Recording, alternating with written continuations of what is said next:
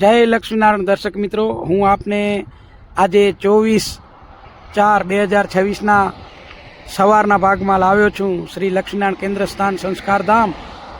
આપ જુઓ આ સામે આઈ લવ SLVP સ્કૂલ અને આ મુખ્ય પ્રવેશ દ્વાર લક્ષ્મીનારાયણ કેન્દ્ર સ્થાનનું, અને આ બાજુ સેલ્ફ ગેટ બનાવેલ છે અને કમાન બનાવેલ છે, જે છેક સુધી સામે સભા મંડપ છે ત્યાં સુધી આ કમાન બનાવેલ છે. અને એમાં શણગાર તરીકે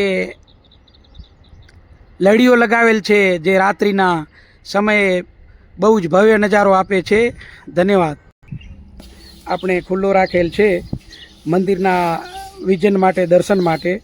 અને સાઈડના બે વોકવે છે, પથ લેફ્ટ સાઈડનું અને રાઈટ સાઈડનું, એ સંપૂર્ણપણે ઢંકાઈ અને અત્યારે તૈયાર છે. આપ જુઓ કે આ સંપૂર્ણપણે તૈયાર છે. આ રાઈટ સાઈડનો વોકવે પથ છે. આપ આ જુઓ સંત કુટીર છે. સંત કુટીરની જે બાજુમાં વોકવે પથ છે એ સંપૂર્ણ ઢંકાઈ અને તૈયાર છે. આ જુઓ તો લેફ્ટ સાઈડનો વોકવે પથ છે એ પણ ઢંકાઈ ગયો છે સંપૂર્ણપણે, જેથી આવનાર શ્રદ્ધાળુઓને તાપ ન લાગે. ધન્યવાદ. માં પણ કમાનોને આર્ટિફિશિયલ ફૂલોથી શણગાર કરેલ છે. ધન્યવાદ. ત્યારબાદ આ યજ્ઞશાળાવાળો વોકવે પથ છે, જે વેદ ભવન થઈ અને સામે SLVP સ્કૂલમાં જાય છે. મને શાંતિભાઈ મળી ગયા છે. શાંતિભાઈ, જય લક્ષ્મીનારાયણ. જય લક્ષ્મીનારાયણ. જય લક્ષ્મીનારાયણ ભાઈ. કેમ છે તૈયારી? ફૂલ ચાલે છે? ચાલુ છે બધું. તો જુઓ દર્શક મિત્રો, આ વોકવે પથ યજ્ઞશાળા લેફ્ટ સાઈડમાં છે અને રાઈટ સાઈડમાં વેદનારાયણ ભવન છે. આ લેફ્ટમાં મોટી હવનશાળા છે, આપણે પાકું બાંધકામ કરેલી હવનશાળા છે. એમની આગળ જ પ્રાંગણમાં આપણે 11 કુંડી હવન કરેલ છે, જ્યાં આપ જુઓ તો 125 થી 150 જોડલા અહીં બેસે એવી શક્યતા છે. ધન્યવાદ. આ વેદભવનની સામેનો વિસ્તાર છે અને એ પણ ઢંકાઈ અને રેડી છે. સામે આપ જુઓ તો સત્સંગ હોલ છે આપણો મોટો, લાર્જ, વિશાળ. તો એમની આગળનું જે પ્રાંગણ છે વોકવે પથ, એ પણ ઢંકાઈ અને તૈયાર છે.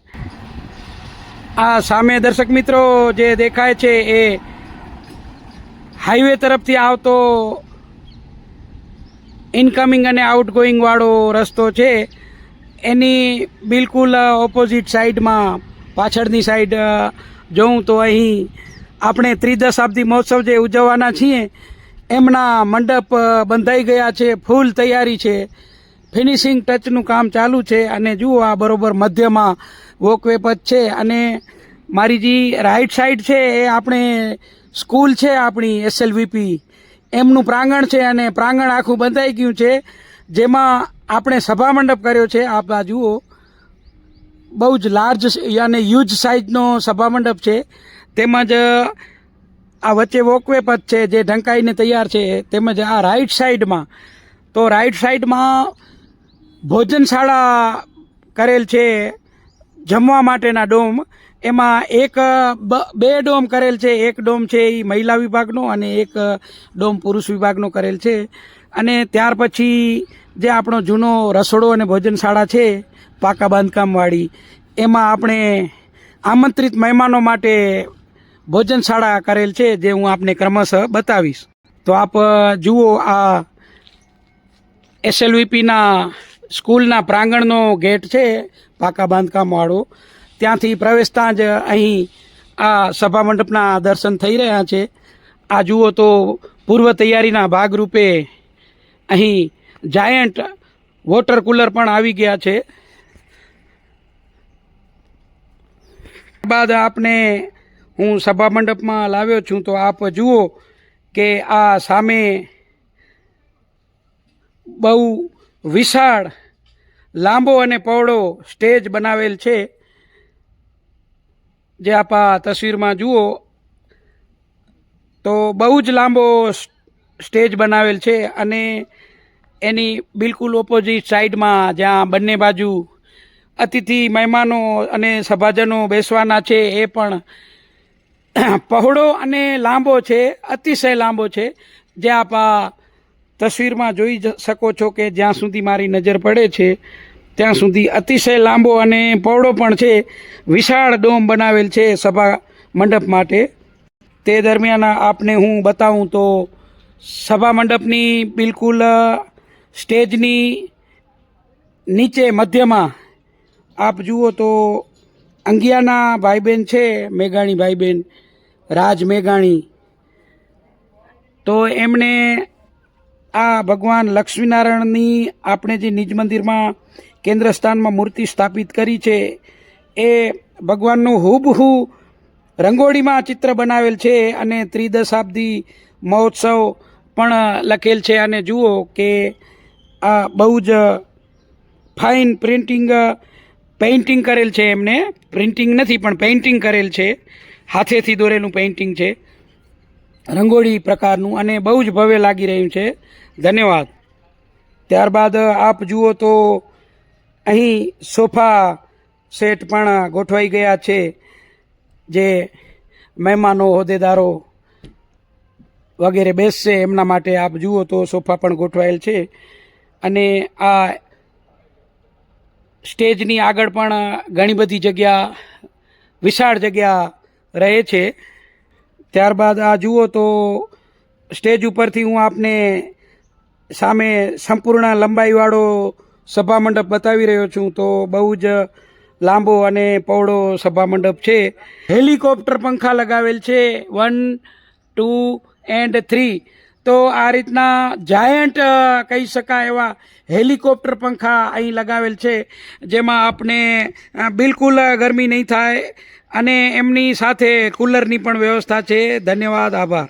ત્યારબાદ દર્શક મિત્રો આપને જણાવું તો મુખ્ય સભા મંડપની બાજુમાં સપોર્ટિંગ સભા મંડપ પણ વિશાળ માત્રામાં લંબાઈ પહોળાઈમાં બાંધેલ છે, જેથી આવેલ દર્શકોને ગરમી પણ ન લાગે અને તમામ શ્રદ્ધાળુઓનો લક્ષ્મીનારાયણ ડિવોટીઝનો અહીં સમાવેશ પણ થઈ શકે એ પ્રકારની વ્યવસ્થા કરેલ છે. સામે જુઓ આપણી લક્ષ્મીનારાયણ વિદ્યા પ્રતિષ્ઠાન સ્કૂલ દ્રશ્યમાન થાય છે. ધન્યવાદ. ત્યારબાદ આપને હું બતાવું તો આ સભા મંડપ લેફ્ટ સાઈડમાં છે અને રાઈટ સાઈડમાં મહિલા વિભાગ અને પુરુષ વિભાગ આપણે ભોજન જમવા માટેના વિશાળ ડોમ બનાવ્યા છે, જે આપને હું નજીકથી અંદર લઈ જઈને બતાવું છું. ત્યારબાદ દર્શક મિત્રો આ આપને જણાવું તો આપણે જે પાકું રસોડાનું બાંધકામ છે એમની બાજુમાં મહિલા વિભાગ ભોજન કક્ષ આવેલ છે. અને જુઓ કે આ લંબાઈ અને પહોળાઈમાં એકદમ લાર્જ અને યુઝ છે. અને અહીં પીરસવાની ટેબલ પણ 4 લેફ્ટ સાઈડમાં છે અને 4 રાઈટ સાઈડમાં છે. તેવી જ રીતે પુરુષ વિભાગમાં પણ 4 ટેબલ આવેલા છે, 4 લેફ્ટમાં અને 4 રાઈટમાં. વચ્ચે બેસી અને શ્રદ્ધાળુઓ, લક્ષ્મીનારાયણના ડિવોટીસ છે એમને બધાને ભોજન કરવાનું છે. તો આ રીતના અહીં સંપૂર્ણ તૈયારી છે. અને ડોમની ઉપર આપ જુઓ તો હેલિકોપ્ટર પંખા લાગેલા છે, જે આપણને ક્યાંય પણ ગરમી નહીં થવા દે એવા વિશાળ, લાર્જ અને યુઝ હેલિકોપ્ટર પંખા 2 લગાડેલા છે બંને કક્ષમાં, જે આ તસવીરમાં દ્રશ્યમાન થાય છે.